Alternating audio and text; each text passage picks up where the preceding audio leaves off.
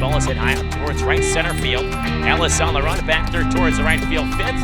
Looking up, it's gone!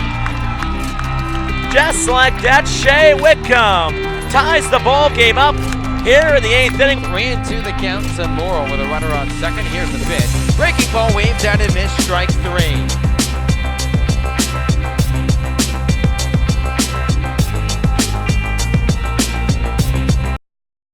Nothing. Colin Hall, right-hander from Georgia Tech, heads back out for the Chatham Anglers. Hall started this ball game on the bench for the A's. First pitch to Josh Zamora, swung on, hit a mile high into straightaway center field. Center fielder trotting back, he'll make the grab for the first out of the inning. So Hall started this ball game on the bench, came in as a defensive replacement in left field, shifted to center when Kendrick Cowell came onto the bump, and now he's out for his second inning of work on the mat. We're now joined by Bryce Johnson, our wonderful producer here in the Birds Broadcast Network. First pitch to Jacob Hurtubise, fastball downstairs for ball 1. Bryce, what do you make of this crazy ball game? It's kind of wild. I want to say thank you for having me on here tonight, Josh. It's something I've been looking forward to potentially having this year, and finally get the chance to be on the air. 1-0, fastball smacked back off the glove of Keaton Rice. It's 1-1. Now, a lot of the credit goes to you, Bryce. None of this would be possible without your hard work. 1-1 from the right-hander. Fastball down low. It's 2 balls and 1 strike. I don't think a lot of people get to see your face, hear your voice, but now they're getting a chance. Yeah, I put a lot of time and effort into making the stream as good as possible to make you guys sound good, and every once in a while I'll get this little gift sent to me. So obviously I see what the work you're doing. The listeners and viewers are unable to see that, unfortunately. 2-2 from Hall. Fastball check swing from Hurtubise, fouls it off first base side. We'll do it again. What are some of your daily tasks as the producer of the Birds Broadcast Network? So I show up at the ballpark usually 2 hours, an hour and a half prior to the game, and I set up the equipment, all the audio equipment that sends all the audio out. It's a 2-2 foul straight back. And then I sit down, I start up the stream, I make sure everything looks good, fantastic. I have a production plan for what we're going to do in between innings, all the fantastic videos that Scotty puts together, and another pop-up, almost same spot. And then I make sure that everything looks good, and at home games, I run the camera.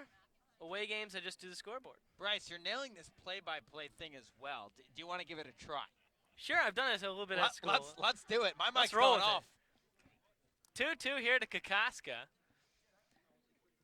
He kicks and deals. That was a line shot into left field, a base hit for Kokoska. Goes to the opposite field.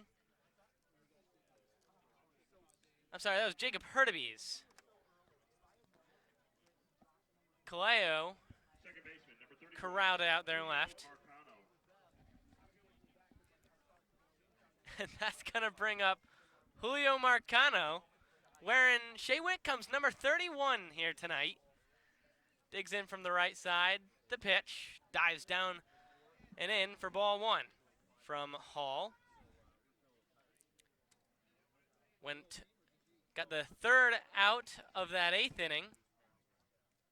Now the pitch to Marcano. Smacks back off the top of the screen behind the dish. Eddie McCabe goes and corrals it before tossing it to the Chatham bat boy. It's 1-1.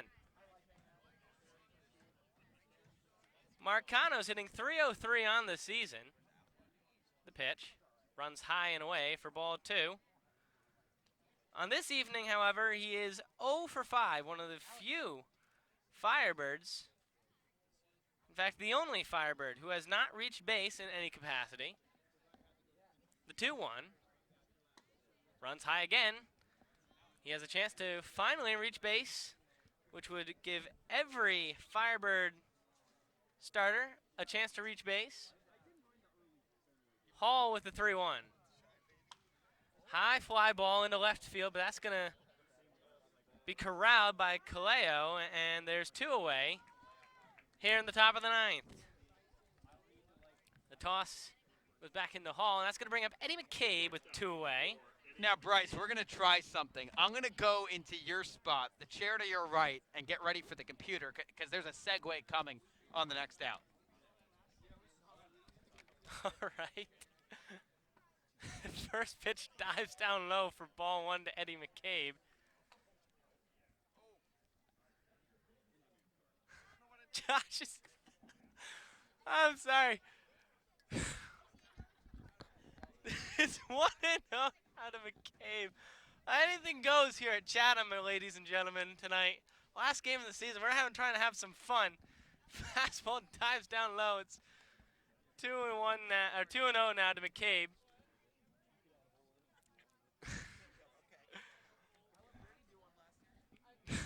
The 2-0 from Hall. That's a hard ground ball, just foul down the third base side. Hit sharply, but wide of the third base bag.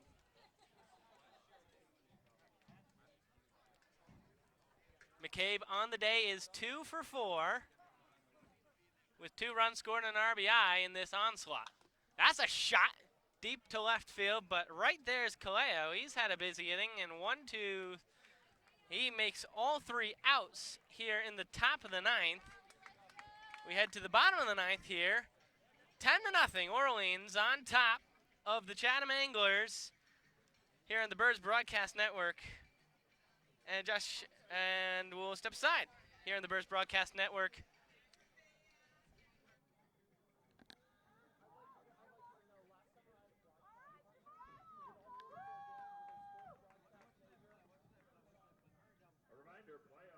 The Firebirds infield will come in on the grass. First pitch to Darren Baker, right back to the third baseman. Tags the runner at third, throws across the diamond, and they got him! Tanner Murray, heads up play.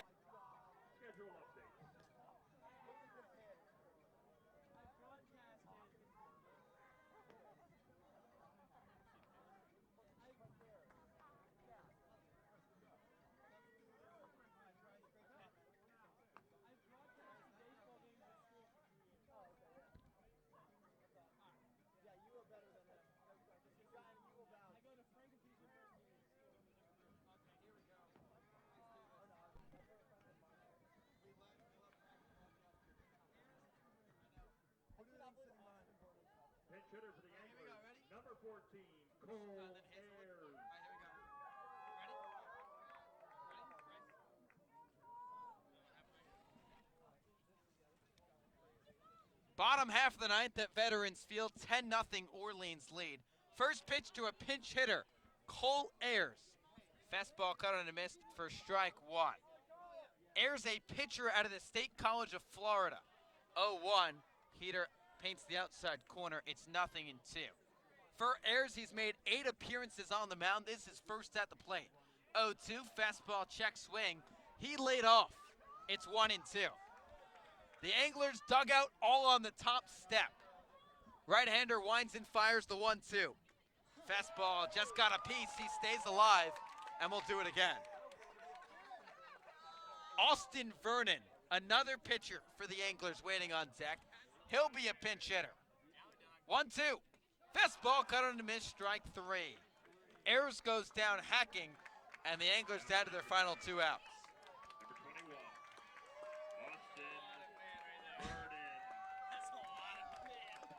So now Austin Vernon,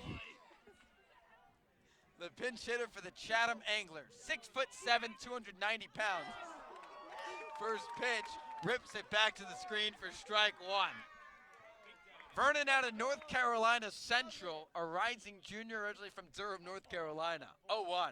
Fastball sky down the right side. Vernon trotting down the first base line. Esquera in foul ground, and he drops the baseball. So Esquera casually in foul ground, couldn't lay on. And now it's 0-2. It's ruled as an E3. So now Vernon walks back the 90 feet. He'll get another chance at the plate. Mason Hazelwood, a righty out of Kentucky, waiting on deck. 0-2 to Vernon. Fastball fouled back to the screen. We'll do it again. These are not light hacks, ladies and gentlemen. A big power kick with the left foot before coming down. 6'7", 290, 0-2. Fastball hit to the left side, fielded by Josh Zamora. Vernon busting it out of the box, throwing to first in time. and there's 2 away. So Vernon put the ball in play, and the Anglers are down to their final out. Mason Hazelwood will be the pinch hitter.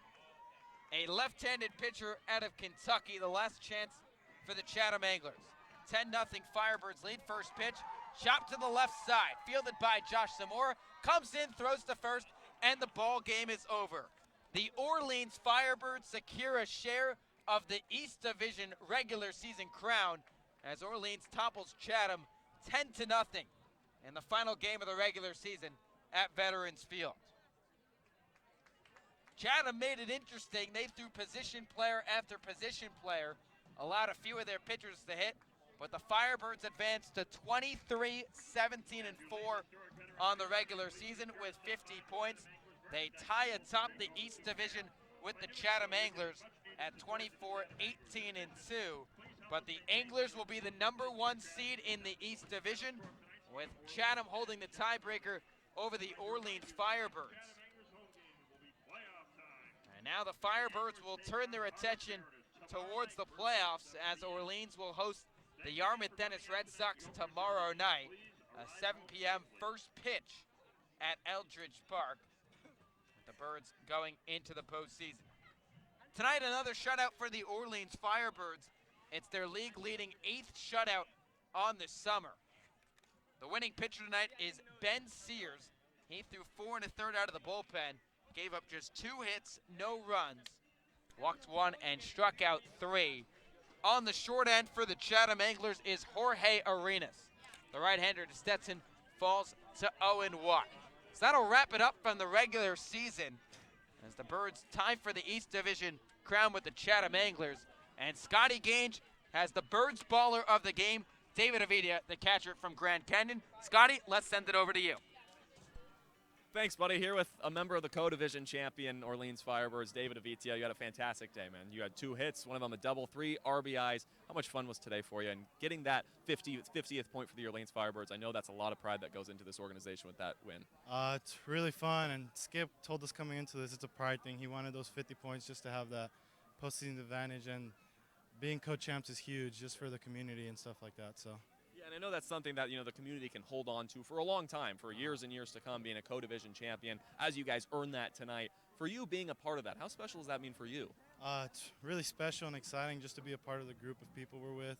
Everybody plays hard and just gets after it every night, and it's fun watching the results. Hey, your ground rule double that took 1 hop and went over the left field fence. I thought it was gone when it came off the bat. Did you think it was going to be out of here in a 3-run shot? Yeah, I thought it was gone too, so I wasn't jogging out of the box, but I thought I got it pretty good. It's kind of surprising that I didn't go out. So hey, big day of playoffs hit the tomorrow. weight room more. Oh yeah, you got to hit the weight room tomorrow morning because a big playoff game against the Whitey Red Sox tomorrow. Looking into that, what is the team vibe looking like? Are you guys ready to go? You feeling like you're ready to go for it? Yeah, I feel like everybody's ready to go. We got Eater on the mound, great pitcher from Vanderbilt, so we should be ready to go, and everybody's excited for it. So. Hey, I'm excited too. Great job today. Great job all season and all 44 games. It was fun watching you. Good luck tomorrow, man. Thank you. Thank you so much. Hey, David Avidia, what a special season he's really had. And guys, we're going to send it back to you as we got another round of interviews coming up. Our guy Alec Hendon's going to come up to help us break down really what today meant and close out the Bird's Eye View post-game show. We're going to send it to you, get some more of the post-game chit-chat, and then we'll toss it back down here and close things out from the field here at Veterans Field. So let's give you the totals for tonight. Orleans scores 10 runs on 10 hits, no errors, and they leave 11 runners left on base. The Chatham Anglers score no runs on 4 hits, 2 errors, and 8 runners left on base. The winning pitcher tonight is Ben Sears. He advances to 1-0 in his Cape Cod Baseball League debut. Jorge Arenas picks up the loss. He falls to 0-1 in a game that took 2 hours and 38 minutes at Veterans Field, seen by 1,486 people. The Orleans Firebirds 23-17-4 to wrap up their regular season. The Chatham Anglers 24-18-2.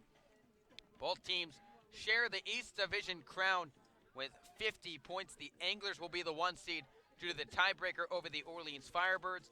Orleans will be number 2. They will play the Yarmouth Dennis Red Sox tomorrow night, 7 p.m. first pitch at Eldridge Park. Scotty Gaines still working his way downstairs. We're going to send it back to him and Alec Hendon. So we'll toss it down to Scotty and Alec to wrap this one up field side here in Chatham, Massachusetts. Josh, thanks, buddy. Yeah, you said it. We're going to do a quick bird's eye view post-game show. Scotty Gange here with team writer Alec Hendon. Alec, a 10-0 win today. I know Chatham was kind of playing the joking play rule today. Very weird on their end. But the Firebirds, there's lots of pride that went into today's game. 50 points, co-division champ, something that they can hang their hat on really for the rest of forever. Something that's always going to be special to these guys on the team and special to the organization and the town of Orleans. How cool is that? It's really special. It's the second division title in the last 3 seasons. Obviously, last year being the exception when the Firebirds missed out on the postseason completely.